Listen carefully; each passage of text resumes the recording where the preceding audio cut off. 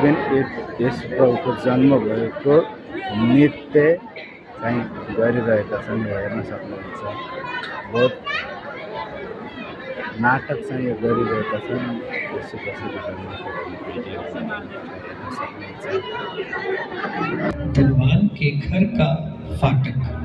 यरूशलेम में एक बहुत अमीर व्यक्ति रहता था। वह हर दिन शानदार कपड़े पहनता और दावतों में जाता था।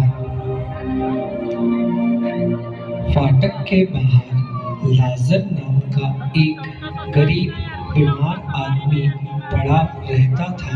उसके पूरे शरीर पर घाव थे। लाजर साहब, कुछ खाने के लिए दीजिए।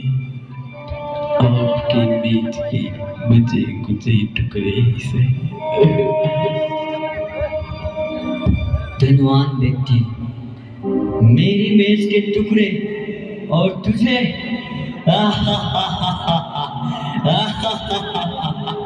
अगर तुम काम नहीं कर सकते तो यहाँ तुम्हारी किस्मत है। जाओ यहाँ से, मेरे पास तुम्हारे लिए कुछ नहीं है।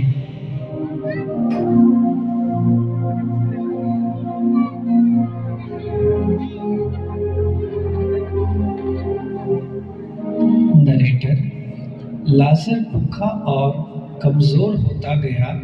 एक रात वह मर गया।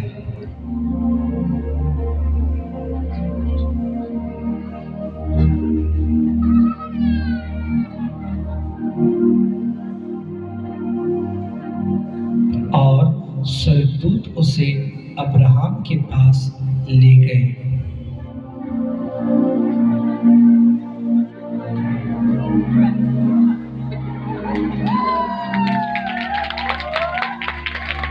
उसी रात धनवान व्यक्ति अपने घर में था। उसके सेवकों ने उसे शराब परोसा।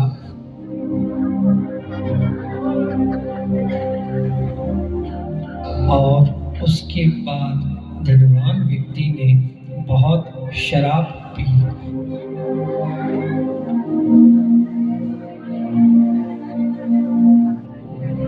शराब पीकर धनवान व्यक्ति उसी रात जाकर सो गया।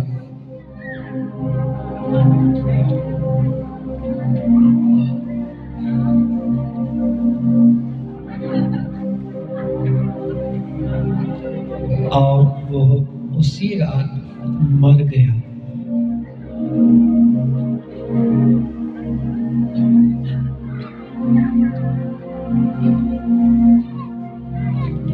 और स्वर्गदूत ने उसे उठाकर नर्क में छोड़ आए।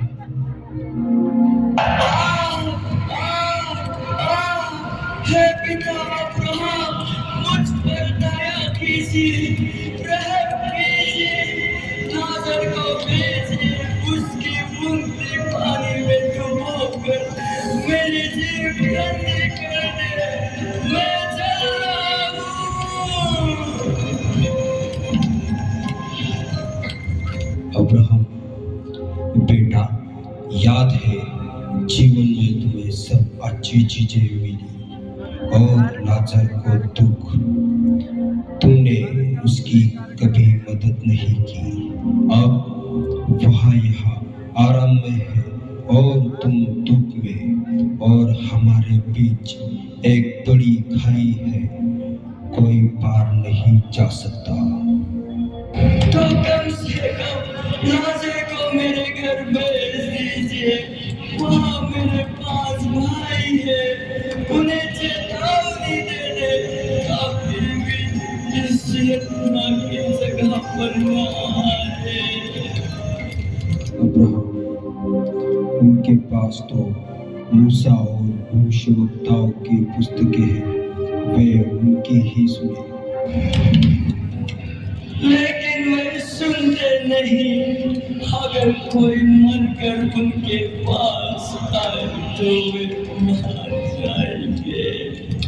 अब्राहम, यदि वे मूसा और भविष्यवक्ताओं की बात नहीं सुनते तो वे तब भी नहीं मानेंगे, चाहे कोई मरे हुओं में से उठ ही क्यों न आए। लाजर और धनवान व्यक्ति से सीख। लूका की पुस्तक 16 अध्याय उसका 19वां वचन से लेकर 31वां वचन। वह अपने धन का उपयोग केवल अपने लिए करता था। परमेश्वर हमें आशीष देते हैं ताकि हम दूसरों के लिए आशीष बने। जरूरतमंदों को अनदेखा करना परमेश्वर के सामने एक गंभीर अपराध है। मृत्यु के बाद पश्चाताप का कोई अवसर नहीं मिलता। परमेश्वर की ओर लौटने का समय अभी है। बाइबल बताती है, परमेश्वर के वचन में लिखा है, मत्ती की पुस्तक उसके 25वें अध्याय उसके 35वें वचन में यीशु मसीह कहते हैं, उन लोगों से जो लोग भलाई के कार्य करते हैं और सेवा के कार्य करते हैं, अपने पड़ोसी से प्रेम रख उनके ख्याल करते हैं। बाइबल कहती है, यीशु मसीह उनसे कहते हैं, तब राजा अपने दाहिने ओर वालों से कहेगा, हे मेरे पिता के धन्य लोगों, आओ उस राज्य के अधिकारी हो जाओ जो जगत के आदि से तुम्हारे लिए तैयार किया हुआ है। क्योंकि मैं भूखा था, लेकर कहेंगे, प्रभु हमने तुझे कब ये सब किया।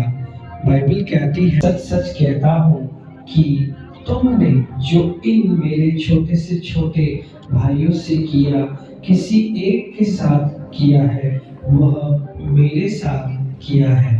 बाइबल हमें यही शिक्षा देती है, हमने जरूरतमंदों की मदद करें और दूसरों